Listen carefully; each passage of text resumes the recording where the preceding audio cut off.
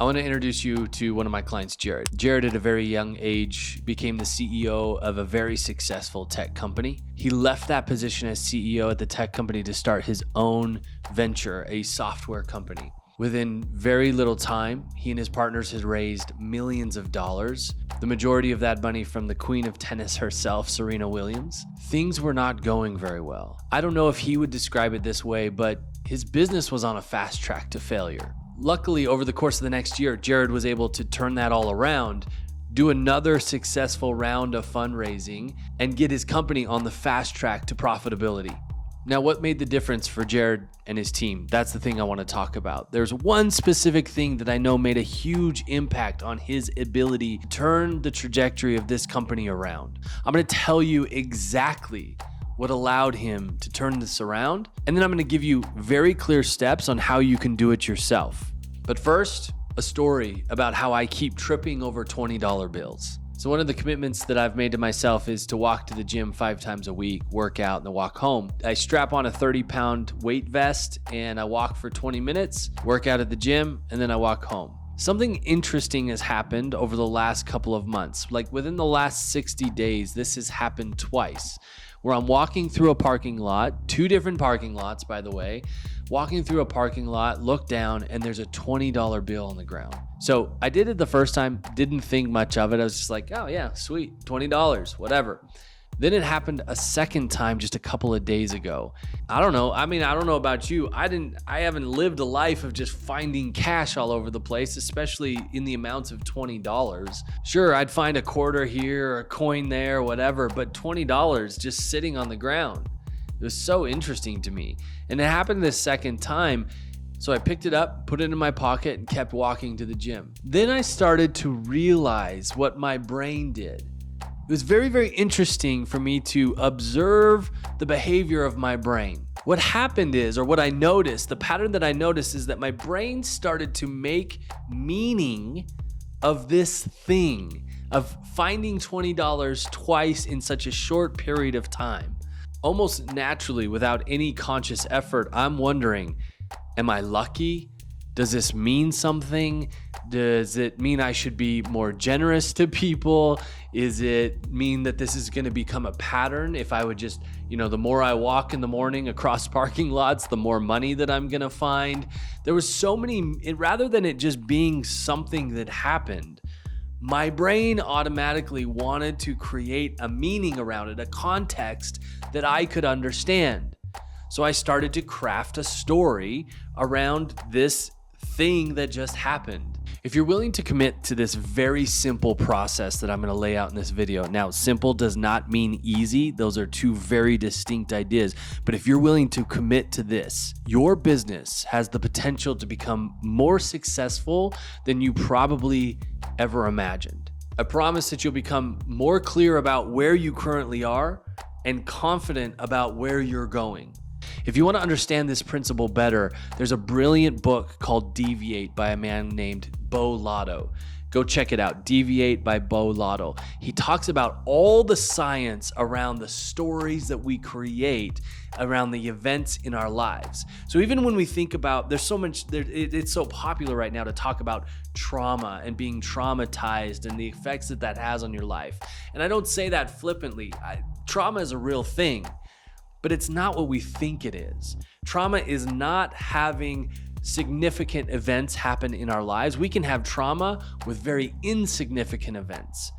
What trauma is the story we make up about the events or the relationships or the things that happen to us. It's the story and meaning we attach to it.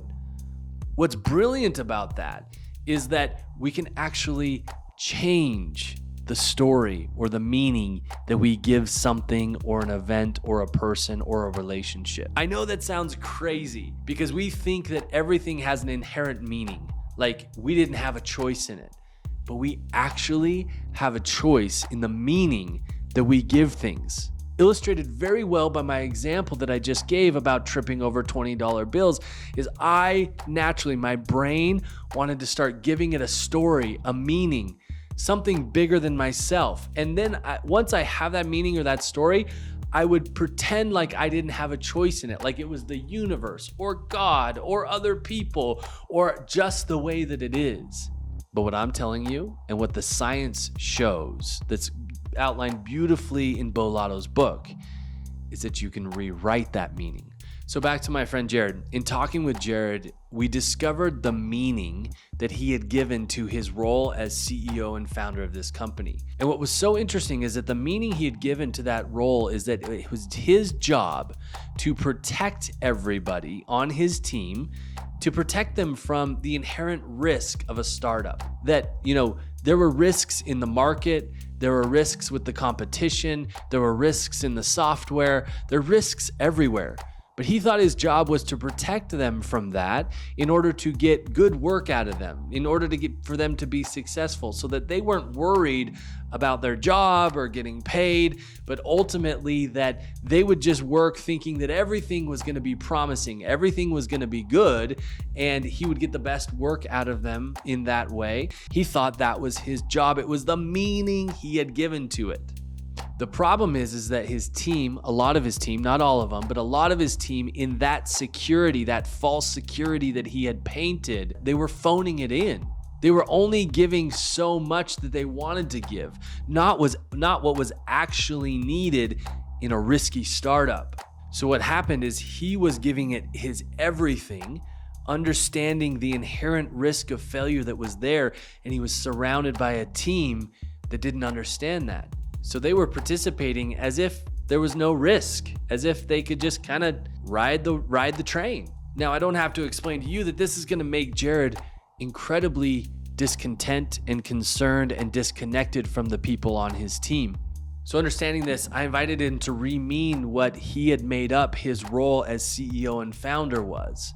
I asked him to consider, if that weren't actually his role or wasn't going to make him successful in his role, would he want to know? Was he open to other possibilities and this role being something different? And once he said he was open to understanding that, then I invited him to explore what else could his role be as a founder and CEO.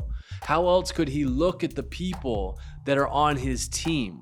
He realized that actually his role could be inviting people into the risk with him. And that could actually be exciting and meaningful for them to be part of a startup that we don't know what's going to happen. It's high risk. We're in a very competitive market. There's a lot of challenges to the software, and that the right people that will actually fight for this thing and make it successful want to be a part of the risk. So instead of having to protect them from it, he could invite them into it and they could participate in it with him. Once he did that, he had some major changes in his partnership and his team. And now he has a team that's fully in on the risk. They are partners together. They know what they're up against, and it is a Everest-sized mountain. And they're climbing it like champs. The fact that they're going to be profitable in a software startup, in a competitive market, they're going to be profitable in under a year from their starting point is unbelievable. So using the example of Jared, let me be very explicit about how we re-mean these things. So I hope you're thinking about for yourself, what is it that you've made up? What is it that you've given meaning that isn't necessarily the inherent meaning of that thing, and that you could rewrite it for your own success? In other words, identify the meaning that's not working. What belief is holding you back? This is what I call getting connected to current reality. This is incredibly difficult to do on your own.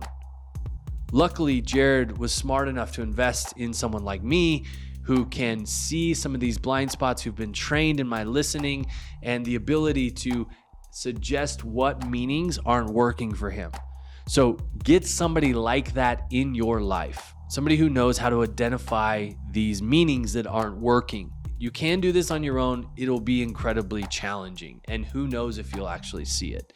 Step number 2, you must be open to the question, if there were a new meaning or a different meaning to this thing, this relationship or this event that would make me more successful, Am I willing to see that? Would I want to see that? We have a natural bent, especially company founders, especially CEOs and entrepreneurs. We have a natural bent to being right. We want to be right. You have to give up your need to be right in order to see what else is possible. Are you willing to challenge the current belief that you have? Step 3, create a vision in this thing. What do you want? So his vision was, I want a team who fights for this thing. The thing he didn't understand was that they weren't, or the right people weren't there because they didn't understand what they were up against. So the vision you create can now inform the new belief or the new meaning that this thing needs to have. It was clear to me that the new meaning needed to be that his role was inviting people into the adventure of climbing this mountain, that the odds aren't good. And if he had that meaning, he would find the right people, or the people on his team would step into that challenge. And if they weren't, no problem. This wasn't the place for them. So again, to recap, get clear on your current reality, what belief isn't working. Now ask yourself, are you open to a new belief or a new meaning? Third, set the vision. Make sure that the vision is clear and concise, that you can see it, and that it reveals what the new belief needs to be, what the new meaning around that thing needs to be. Once you're re-meaning the events and the people in your life, you're gonna relate to success in a totally new way. There's so much more success available to you when you're willing to take yourself through this process over and over again. As you do that, you're gonna wanna set goals for the new success that's available to you. Make sure to watch this video I did about how goals don't work in the frame of the success that we want. Peace.